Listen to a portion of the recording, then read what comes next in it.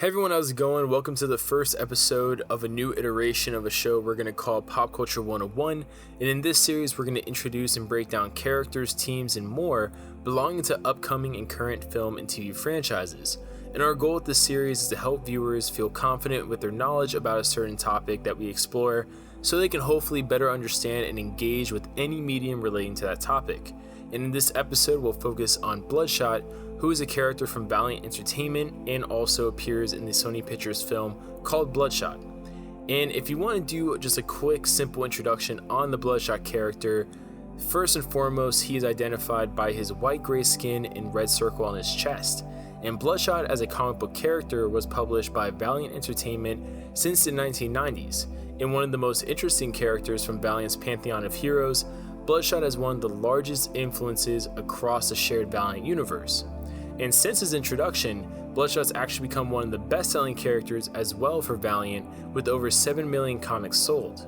And while unknown to many fans that probably focus more so just on Marvel or DC comic book movies and pop culture entertainment, the character has made his big screen debut in Sony Pictures' Bloodshot, starring Vin Diesel. So with Bloodshot at the center of a potential Valiant cinematic universe, he's set to attract many new fans hopefully interested in the comic series and other Valiant characters as well. Now, getting into his publication history, Bloodshot's credited as being created by Kevin Van Hook, Don Perlin, and Bob Layden. And Bloodshot had his first introduction outside of his own title series, instead appearing much earlier in a cameo for the final page of Eternal Warrior number 4 in November 1992.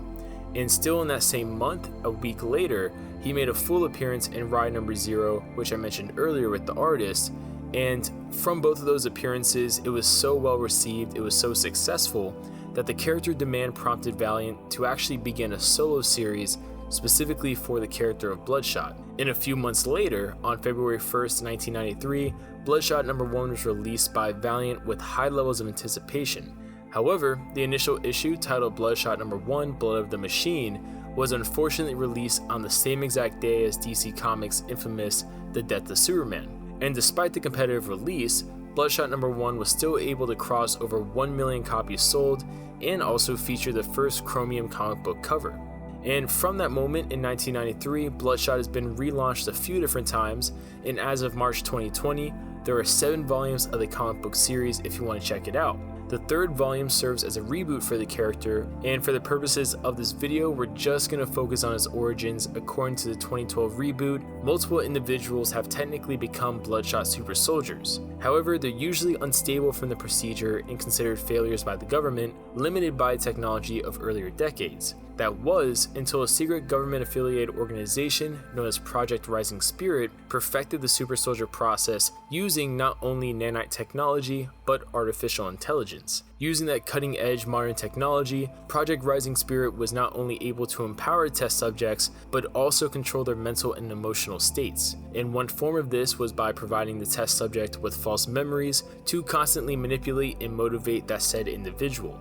And while there have been many Bloodshots focused on throughout the entire 2012 reboot, it usually corresponds to that generation's military conflict. So for example, during World War II, there was a man called Winston Grover who went through the program, eventually gaining the nickname of Tank Man. And then during the Vietnam War, Sergeant Del Parmer, who ended up in critical condition, was taken by Project Rising Spirit and turned into a Bloodshot soldier nicknamed Viet Man. And during the Cold War, a soldier who was actually a KGB spy was eventually captured after stealing information, reprogrammed himself, and turned into a Bloodshot soldier nicknamed Cold Man. And then during the Gulf War, a soldier was turned into Bloodshot with the nickname Quiet Man. And then lastly, our main Bloodshot since the 2012 reboot is someone who is linked to the Afghanistan War with the codename Everyman. So Everyman is the latest and main Bloodshot within the Valiant universe, connected mostly to the false memory of Ray Garrison, who is a special operations soldier operating during the Middle East conflict.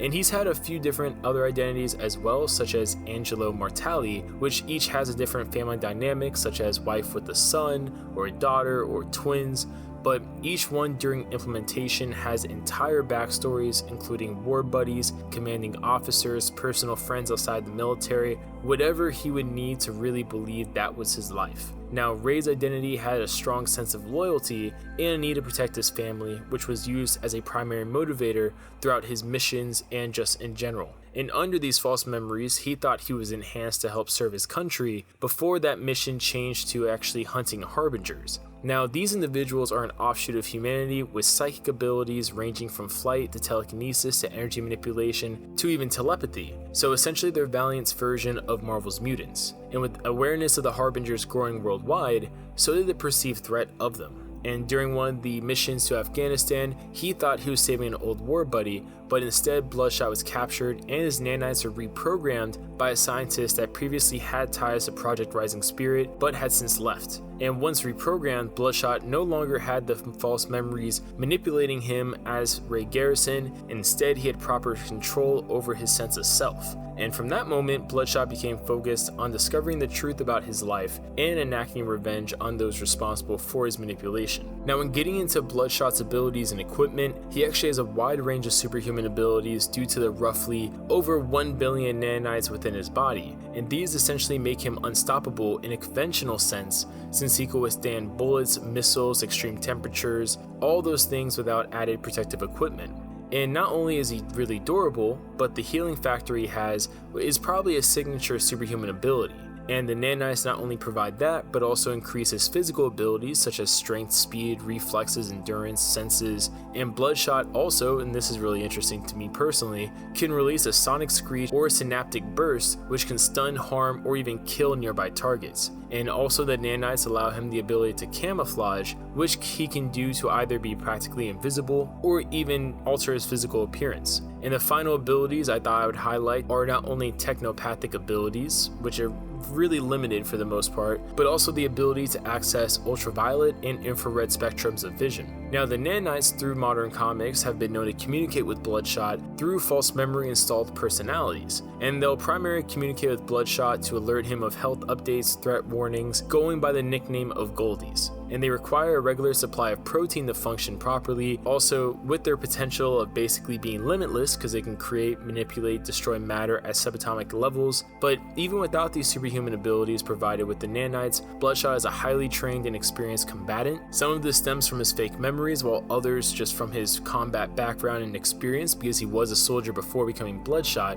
but he's also highly skilled and accurate with various weapons needed for his missions, able to have trainings downloaded to him directly as fake memories if needed. And while highly skilled from experiences gained over time with various weapons, he himself can actually be careless at times due to his confidence in his healing ability. Now, if you want to go deeper with the character Bloodshot and talk a little bit about his themes that I found regularly populated Bloodshot comics include topics of memory, identity, and choice. He's most similar to a character like Wolverine in that instance, as both characters are hyper-violent characters with extraordinary healing factors and a lack of proper memory due to government experimentation. So for both characters, their lack of identity and memory is a compulsive motivating factor, not only for multiple storylines, but for the actual characters themselves. It's interesting because most fans don't understand why or how the character went from normal human soldier to practically indestructible killing machine when they even read the first issue of most of the character series. Now, one reason Bloodshot is actually a really interesting character,